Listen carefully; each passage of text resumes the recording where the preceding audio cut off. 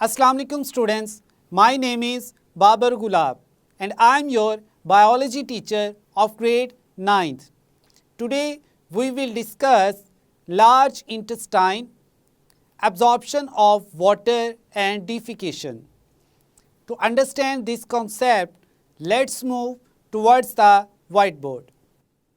Students, आज के lecture में हम बात करते हैं लार्ज इंटेस्टाइन के बारे में। हम इसमें देखेंगे कि जो लार्ज इंटेस्टाइन है उसमें मैक्सिमम एब्जॉर्प्शन ऑफ वाटर होती है और साथ ही साथ जो लार्ज इंटेस्टाइन का फंक्शन है वो डिफिकेशन है। हम लार्ज इंटेस्टाइन के जो डिफरेंट पार्ट्स हैं उनको देखते हैं और ये भी देखते हैं कि वाटर की जो एब्जॉर्प्शन है वो कैसे होती है, जो फीकल मटेरियल है वो कैसे प्रोड्यूस होता है और उसको फिर बॉडी से रिमूव कैसे किया जाता है। स्टूडेंट्स, लार्ज इंटेस्टाइन के बारे में हम कहते हैं कि ये जो है ये प्रेजेंट होती है आफ्टर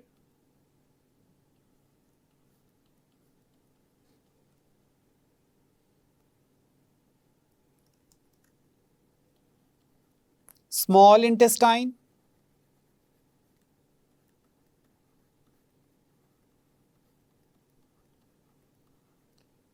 यानी जो स्मॉल इंटेस्टाइन है उसके बाद जो नेक्स्ट हमारे पास डाइजेस्टिव सिस्टम का हिस्सा है वो कौन सा है? Large intestine. डाइजेस्टिव सिस्टम में हमने जितने भी प्रीवियस जो पार्ट्स हैं उनको एक्सप्लेन किया था। लाइक हमने स्टार्ट किया ऑरल कैविटी से, फिर हमने फेरिंक्स को एक्सप्लेन किया, फिर हमने बात की ओइसोफेगस की, स्टोमक की, स्मॉल इंटेस्टाइन की और अब हम बात कर रहे हैं लार्ज इंटेस्टाइन की।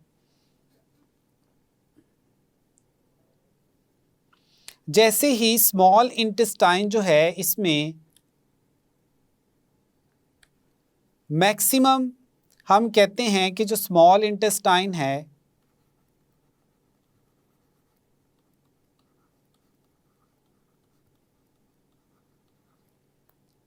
उसमें मैक्सिमम जो फूड के कंपोनेंट्स हैं उनकी डाइजेशन भी होती है और अब्जॉर्प्शन भी होती है।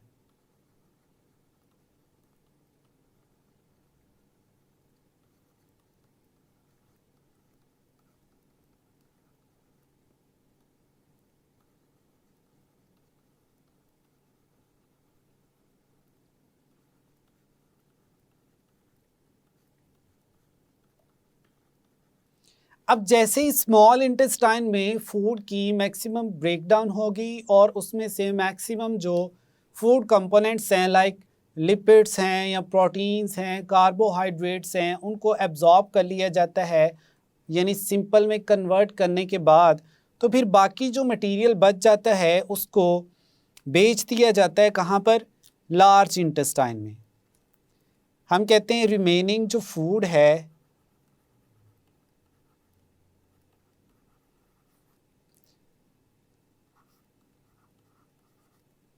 वो अब कहाँ बेच दिया जाएगा? लार्ज इंटेस्टाइन में।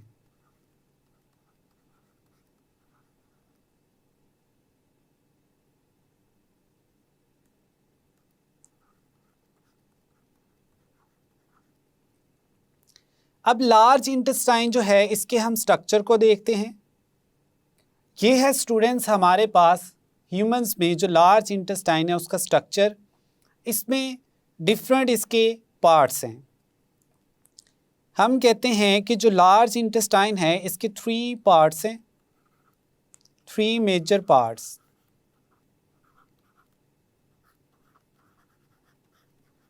और वो कौन कौन से हैं? हम कहते हैं इसमें है हमारे पास सीकम, दूसरा है हमारे पास कोलोन और थर्ड जो है हमारे पास वो है रेक्टम।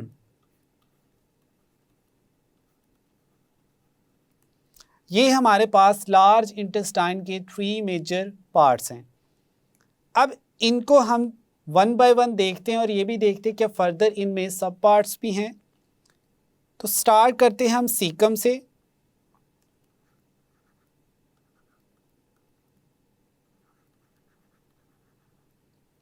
सीकम जो है ये एक पाउच लाइक स्ट्रक्चर है।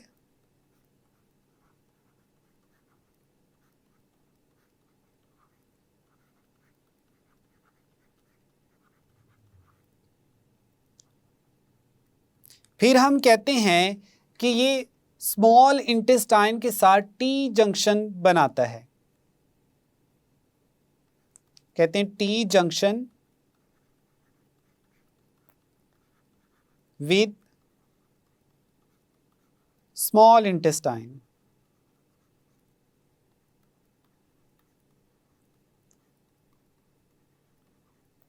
अब ये तो हमने बात की सीकम की, और अब हम इस इमेज में देखते हैं कि जो सीकम है वो कहाँ पर प्रेजेंट होता है।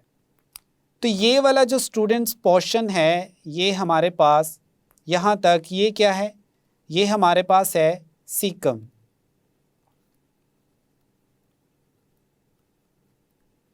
और ये जो हमारे पास पार्ट है ये है स्मॉल इंटेस्टाइन।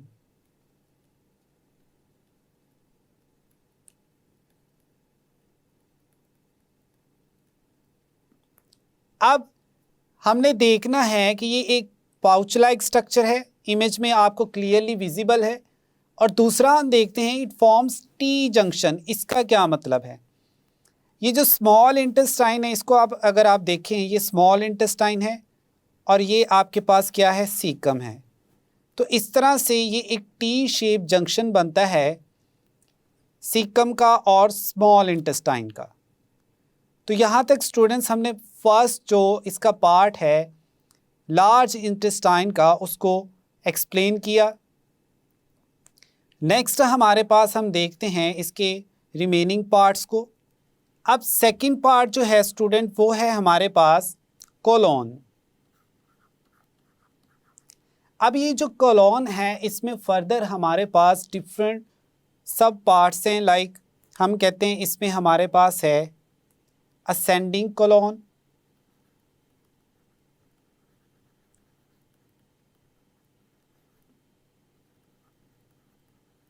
दूसरा है हमारे पास ट्रांसवर्स कोलोन,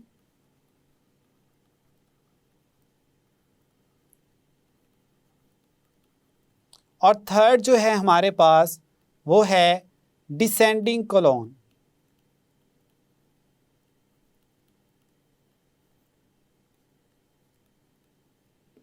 अब इन तीनों पार्ट्स को हम इस इमेज में देखते हैं कि कौन कौन से है। स्टूडेंट्स ये वाला जो हमारे पास पार्ट है जिसमें जो इंटेस्टाइन है उसमें वेस्ट जो है वो अपवर्ड मूव करेगा, ये वाला जो हमारे पास पोर्शन है इसको हम कहते हैं असेंडिंग कोलोन। ये हमारे पास असेंडिंग कोलोन का पार्ट है। अब ये जो स्टूडेंट्स हमारे पास पार्ट है इतना, ये है हमारे पास ट्रांसवर्स कोलोन।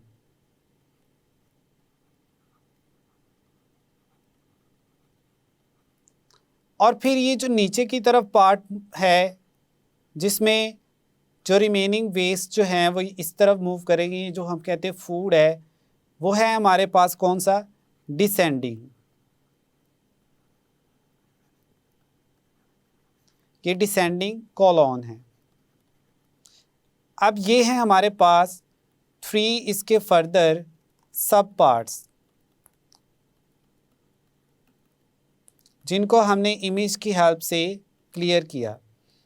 अब ये जो स्टूडेंट्स कोलोन है इसका क्या फंक्शन है? फंक्शन में हम कहते हैं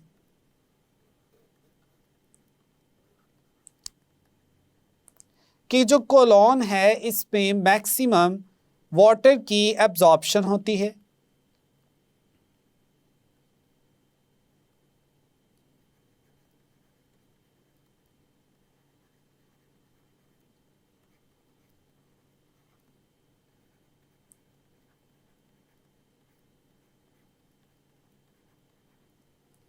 और जैसे ही यहाँ से जो वाटर है उसको एब्जॉर्ब कर लिया जाता है, तो अब जो रिमेनिंग वेस्ट है वो क्या हो जाता है, कुछ हद तक वो हार्ड हो जाता है।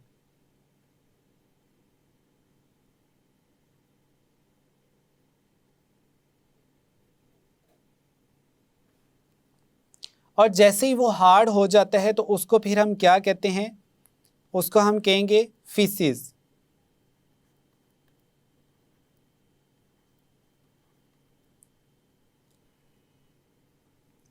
अब ये जो फीसिस हैं इसको फिर नेक्स्ट भेज दिया जाता है लार्ज इंटेस्टाइन का जो थर्ड पार्ट है उसमें, और थर्ड पार्ट को हमने स्टूडेंट्स नाम दिया था रेक्टम का।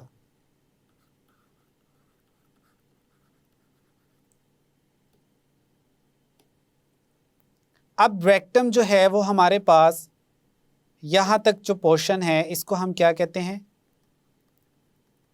रेक्टम। अब रेक्टम जो है ये किस लिए प्रेजेंट होती है, हम कहते हैं जो फीकल मटेरियल है या हमारे पास जो फीसिस हैं उनको टेम्परेरली स्टोर किया जाता है।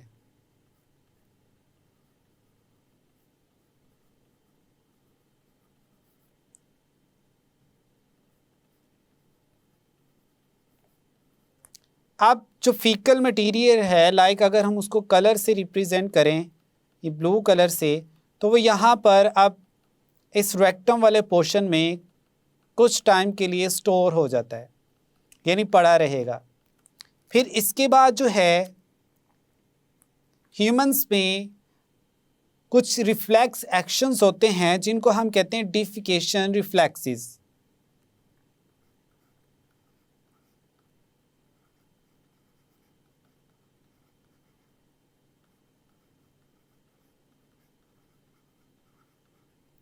यानी इसको हम सेंसेशन भी कह सकते हैं, कि उर्दू में हम इसको कहते हैं रफ़ा हाजत। तो जैसे ही इंसान को फील होता है तो फिर उसके बाद ये जो फीकल मटेरियल है ये लार्ज इंटेस्टाइन का जो फाइनल पार्ट है, या इसको हम लार्ज इंटेस्टाइन का पार्ट तो नहीं कहते, हम इसको कह सकते हैं कि ये डाइजेस्टिव ट्रैक का एंड है। ये क्या है हमारे पास, एनस। तो यहाँ से जो फिर फीकल मटेरियल है उसको आउटसाइड द बॉडी जो है वो रिमूव कर दिया जाता है। तो अब जो फीसिस हैं वो बॉडी से बाहर हैं। तो इस तरह से जो लार्ज इंटेस्टाइन है उसमें जो रिमेनिंग फूड के कंपोनेंट्स हैं, लाइक वाटर है या कुछ हद तक सॉल्ट्स जो हैं उनकी एब्जॉर्प्शन की जाती है, और जो रिमेनिंग वेस्ट बच जाता है in the form of faeces, उनको जैसे ही रिफ्लेक्स एक्शंस होते हैं या डिफिकेशन रिफ्लेक्सेस होते हैं तो उसके बाद बॉडी से रिमूव किया जाता है। अब हम यहाँ पर देखते हैं हमारे पास दो कंडीशंस हैं डिफिकेशन रिफ्लेक्सेस के पॉइंट ऑफ व्यू से। एक हम कहते हैं एडल्ट्स, कि एडल्ट्स में क्या सिचुएशन है, और दूसरा हम कहते हैं चिल्ड्रंस। एडल्ट्स जो हैं वो इन डिफिकेशन रिफ्लेक्सेस को कंट्रोल कर सकते हैं, मींस कि कुछ टाइम के लिए वो इन फीकल मटेरियल को रोक के रख सकते हैं। तो हम कहते हैं कैन कंट्रोल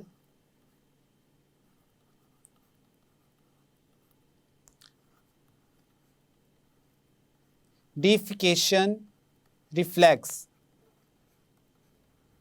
जबकि जो चिल्ड्रन होते हैं वो इन डिफिकेशन रिफ्लेक्सेस को कंट्रोल नहीं कर सकते।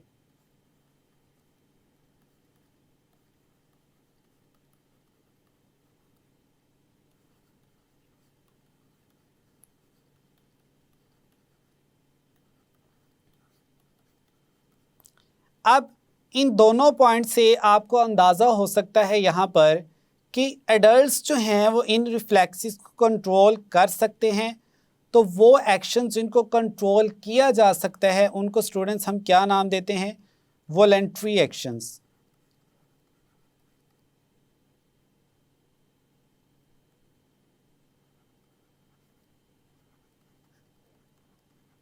यानी ह्यूमंस जो हैं वो इनको एडल्ट्स लाइफ में कंट्रोल कर सकते हैं, जबकि चिल्ड्रन जो हैं वो नहीं कर सकते। तो हम इनको फिर क्या कहते हैं, इनवॉलंटरी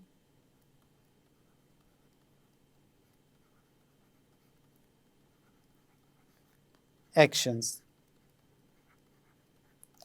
तो ये हमारे पास था with the reference of adults and children.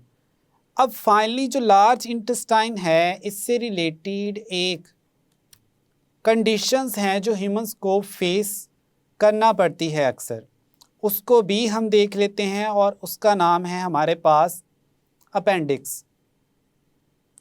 अब ये जो स्टूडेंट्स इस इमेज में हमारे पास ये पार्ट था, इसको हमने नाम दिया था सीकम।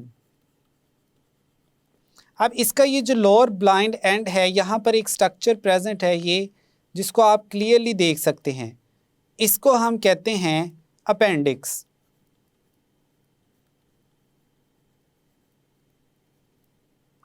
समटाइम्स क्या होता है कि जैसे ही ये जो वेस्ट हैं ये मूव कर रहा है लार्ज इंटेस्टाइन में, तो इसका कुछ पार्ट जो है वो इस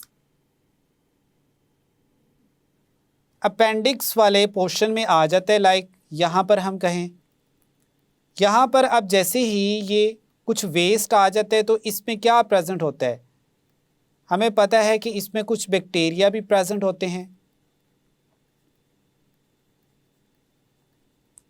तो इन बैक्टीरिया की वजह से ये जो अपेंडिक्स है ये क्या होता है, ये स्वेल कर जाता है या इसमें इन्फ्लेमेशन हो जाती है।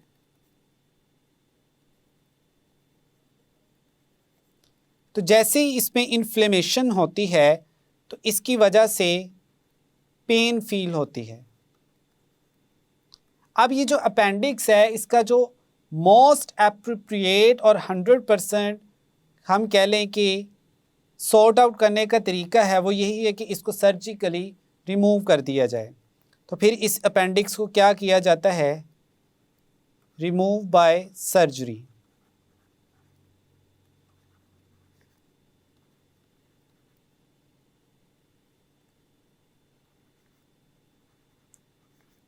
यानी सर्जरी की हेल्प से फिर इस अपेंडिक्स को यहाँ से निकाल दिया जाता है। लेकिन अगर इसको ना निकाला जाए तो इसकी वजह से भी प्रॉब्लम्स क्रिएट होती हैं। अगर ये अपेंडिक्स जो है ये फट जाए तो इसमें जो वेस्ट है वो हमारे एब्डोमेन्स में प्रेजेंट दूसरे जो ऑर्गन्स हैं उनको भी अफेक्ट करता है।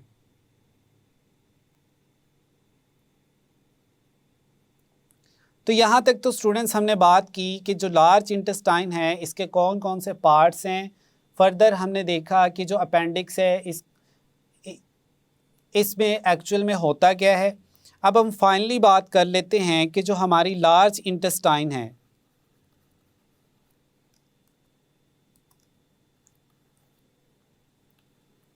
लार्ज इंटेस्टाइन में कुछ बैक्टीरिया प्रेजेंट होते हैं।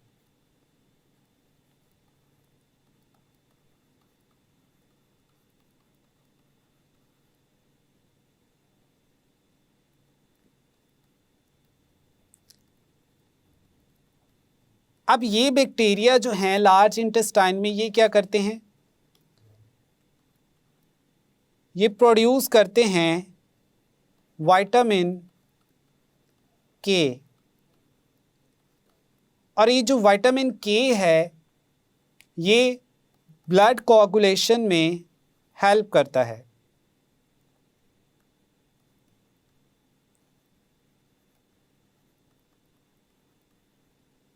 ब्लड कोआगुलेशन को हम ब्लड क्लॉटिंग भी कह सकते हैं, यानी क्लॉटिंग का जो मैकेनिज्म है।